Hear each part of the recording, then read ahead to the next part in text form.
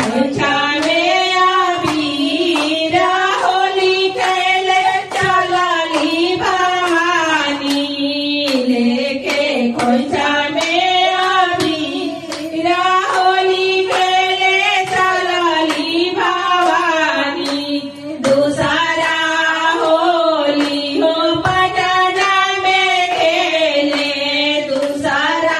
होली हो पटना में खेल अरे पटन देवी भई लाले लाल हो पटन देवी भई लाले लाल होली खेले चलली भवानी लेके खोइछा में अबीर होली खेले चलली भवानी लेके खोइछा में अबीर होली खेले चलली भवानी तीसरा होली मैहर में खेले तीसरा होली मैहर में खेले अरे मैहर मैया भैली लाले लाल हो मैहर मैया भैली लाले लाल होली खेले चलली भवानी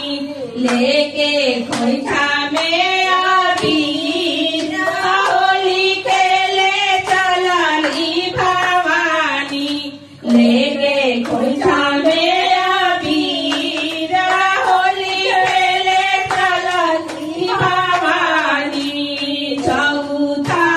होली हो सर्वमंगला में खेले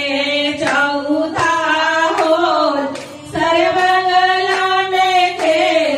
अरे सर्वमंगला मैया भैली लाले लाल हो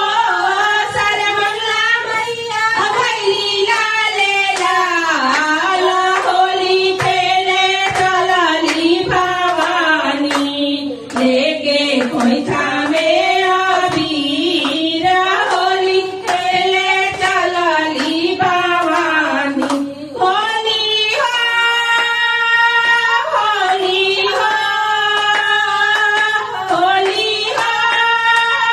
होली हो लेके खोइछा